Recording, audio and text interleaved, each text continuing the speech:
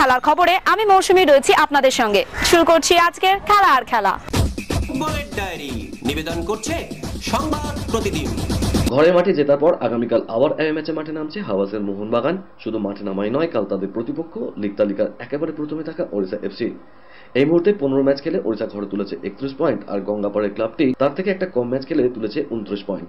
ভুবনেশ্বরের গরম ও আর্দ্রতা নিয়ে খুব একটা চিন্তিত নন মোহনবাগান কোচ। উল্টে এই মেগা ডুয়েল দিতে শীর্ষ যাওয়াই লক্ষ্য তার। আনোয়ার এখন পুরোপুরি সুস্থ, তাই কাল প্রথম থেকেই মাঠে নামবেন। ম্যাচের আগে সাংবাদিক সম্মেলনে এসে হাওয়াস জানালেন, don't talk about this now because I have to analyze this thing, recover the player, rest, and after that we can talk about this. Evidently, a match against two teams in the high to the low. No? It's very important, but not the finish. Not the finish for me.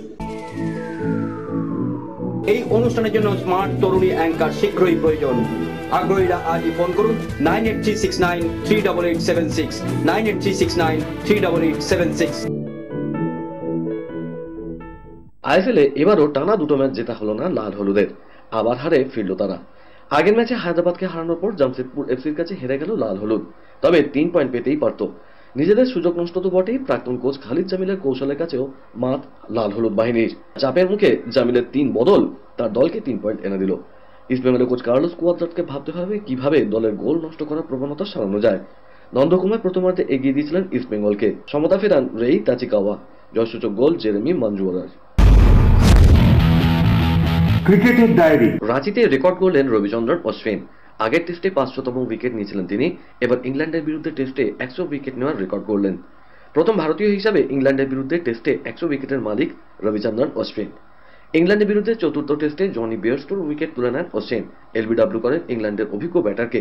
সেই wicket নেওয়ার সঙ্গে সঙ্গে record করে ফেললেন তিনি। রাঁচি টেস্টে নিজের দ্বিতীয় ওভারের দ্বিতীয় বলে উইকেট নেন। 37 বছরের অশ্বিন দ্বিতীয় বোলার যিনি ভারত বনাম ইংল্যান্ড ম্যাচে 100 বা তার বেশি টেস্ট উইকেট নিয়েছেন। প্রথম জন জেমস অ্যান্ডারসন। আইপিএল এর সূচি ঘোষণা করে দিল ভারতীয় ক্রিকেট বোর্ড, তবে লোকসভা ভোটের কারণে এখনই পুরো সূচি তৈরি করা যায়নি। 17 দিনের সূচি ঘোষণা করা হয়েছে। 22 মার্চ থেকে শুরু এবারের আইপিএল। সূচি ঘোষণা করা হয়েছে 7 এপ্রিল পর্যন্ত।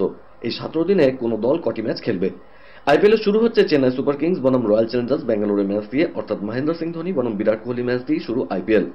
এই 17 দিনে চেন্নাই মোট 4টি ম্যাচ খেলবে, তবে সব থেকে বেশি ম্যাচ খেলতে হবে আরসিবি, দিল্লি ক্যাপিটালস এবং গুজরাট টাইটান্সকে। এই 3টি দল 5টি করে ম্যাচ খেলবে 17 দিনের মধ্যে। প্রায় 1 বছর খেলতে পারবেন না কাইল জেমিসন। পিঠের চোট সারাতে আবার অস্ত্রোপচার করাতে হতে পারে নিউজিল্যান্ডের জোড়ে বোলারকে। দক্ষিণ আফ্রিকার বিরুদ্ধে প্রথম টেস্টের পরে পিঠে ব্যথা অনুভব করেন তিনি। জেমিসনকে আগামী টি20 বিশ্বকাপেও পাবে না নিউজিল্যান্ড। ব্যথার জন্য হ্যামিল্টন দক্ষিণ আফ্রিকার বিরুদ্ধে দ্বিতীয় টেস্ট খেলতে পারেনি জেমিসন। স্ক্যান রিপোর্টে দেখা গিয়েছে তার পিঠে হাড়ে স্ট্রেস ফ্র্যাকচার হয়েছে, তবে তার এই চোট নতুন, প্রয়োজনে অস্ত্রোপচার করাতে হতে পারে তাকে। হাড়ের চোট, ছোট চিরকে স্ট্রেস ফ্র্যাকচার বলা হয়। আইপিএল শুরু হতে এখনো বাকি, তার আগেই চেন্নাই সুপার কিংসকে নিয়ে ভবিষ্যৎবাণী করে দিলেন সুনীল গাভাস্কার। পরের আইপিএলে সিএসকে কতদূর যেতে পারে সেটা এখনই জানিয়ে দিয়েছেন তিনি। প্রাক্তন ক্রিকেটারের মতে ধোনির দল অন্তত প্লে অফ খেলবেই। এখনো পর্যন্ত 16 বারের মধ্যে 12 বারই আইপিএল প্লে অফে খেলেছে সিএসকে। ট্রফি জিতেছে 5 বার, নিলামে তারা ভালো ক্রিকেটারও কিনেছে। গাভাস্কারের মতে এবারও ধোনির দলে ভারসাম্য রয়েছে, ফলে প্রথম 4 শেষ করার ব্যাপারে তারাই প্রধান দাবিদার। 2024 আইপিএল এর আগে আমূল পরিবর্তন হয়েছে কেকেআর শিবিরে। মেন্টর হিসেবে এসেছেন গৌতম গম্ভীর, তার পাশাপাশি শ্রেয়াস আয়ার এবার ফিরে এসেছেন। গত বছর চোট আঘাতে কাহিল হওয়ার কারণে তিনি ছিলেন না কেকেআরের অধিনায়কের পদে।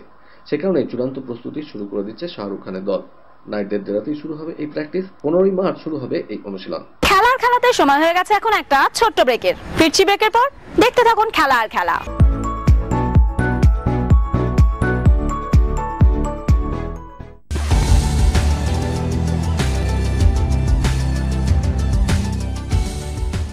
কেআরকে নিউজ মিডিয়া প্রযোজিত সাপ্তাহিক বিনোদনমূলক অনুষ্ঠান বিনোদন.com দেখুন প্রতি শনিবার ঠিক রাত 10:15 আপনাদের প্রিয় চ্যানেল ভিশনে।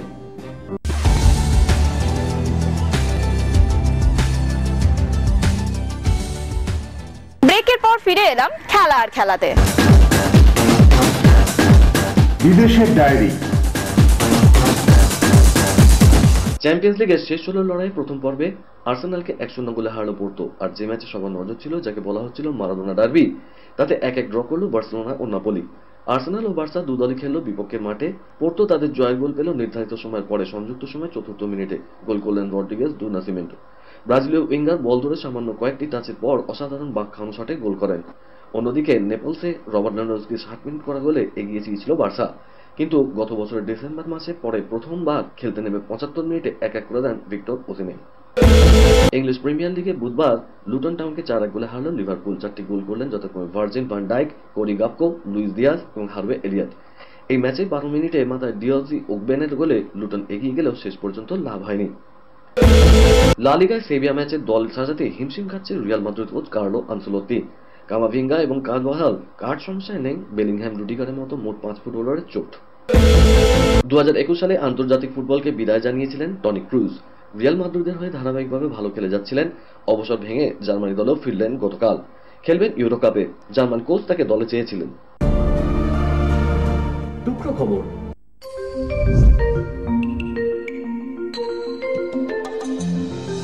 বার্সেলোনায় ২১ বছর কেটেছে লিওনেল মেসি। ২০২১ সালে ছেড়ে যাওয়ার সময় চোখের জলে ভালোবাসা প্রকাশ করেছিলেন ক্লাবটির প্রতি। শুধু কি তাই, কেরিয়ারের জেতা প্রথম 7টি ব্যালন ডিওর ট্রফি রেখেছিলেন বার্সেলোনার জাদুঘরে। তাহলে অষ্টম ট্রফিটি পড়ে রইবে কেন? সেটাও না হয় রাখা হোক বাকি 7টির পাশে। সম্ভবত সেটাই হচ্ছে। বার্সেলোনা শহরে কাতালান ভাষার সংবাদ মাধ্যম ওটি নিসিসেস জানিয়েছে নিজের জেতা অষ্টম ব্যালন ডিওর ট্রফিটিও বার্সেলোনার জাদুঘরে রাখবেন মেসি। স্কুল ক্রীড়ায় অবিলম্বে স্কোয়াশ অন্তর্ভুক্ত করা দরকার, এমনটাই মনে করেন ভারতের ১ নম্বর স্কোয়াশ প্লেয়ার সৌরভ ঘোষাল। একই সঙ্গে তার পরামর্শ দেশের কোচদের প্রশিক্ষণের জন্য নিয়ে আসা হোক বিদেশি কোচদের। কি বলছেন তিনি? স্কুলে স্কোয়াশ অন্তর্ভুক্ত হোক, লাভবান হবে ছোটরাই, ওদের পাশাপাশি খেলার সঙ্গে জুড়ে যাবেন অভিভাবকরাও। সব মিলিয়ে স্কোয়াশের জন্য তৈরি হবে বড় ইকোসিস্টেম। প্লেয়ার হিসেবে কমনওয়েলথ গেমসে সিঙ্গেলসে পদক জেতার কৃতিত্ব আছে এই বঙ্গ সন্তানের।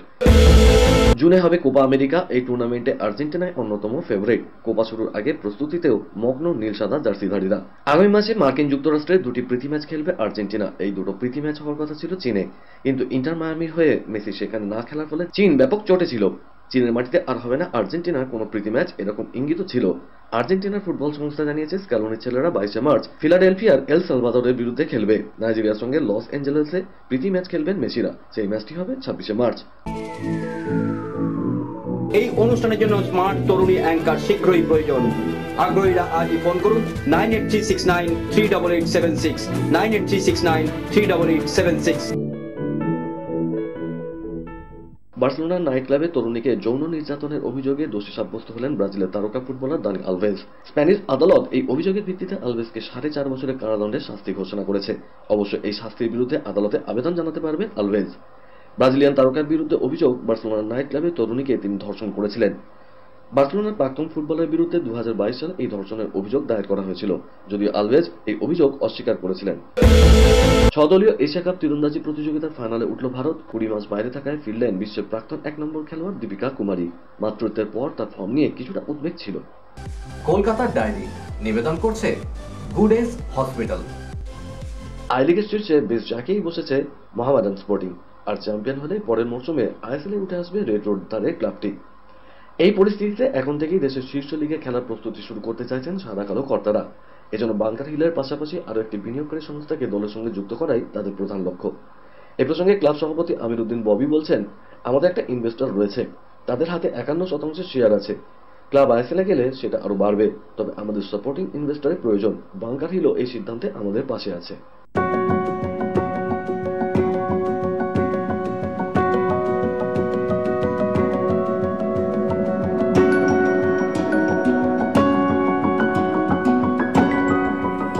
এখনকার বেশিরভাগ ক্রিকেটাররা আইপিএলকেই বেশি গুরুত্ব দিচ্ছে, যার ফলে বাংলা ক্রিকেটের এই হাল। সাংবাদিক সম্মেলনে এসে এমনটাই জানালেন সদ্য প্রাক্তন হওয়া বাংলার অন্যতম ক্রিকেটার মনোজ তিওয়ারি। তিনি বলছেন, আমি যবে থেকে আইপিএল শুরু হয়েছে তবে থেকে আমি দেখতে পাচ্ছি নিজের চোখের সামনে কি ইয়াং প্লেয়ার যারা আসছে, নতুন প্লেয়ার, তাদের চিন্তাধারা, তাদের এম, তারা শুধুমাত্র আইপিএল এর নিয়েই আলোচনাটা বেশিরভাগ করে।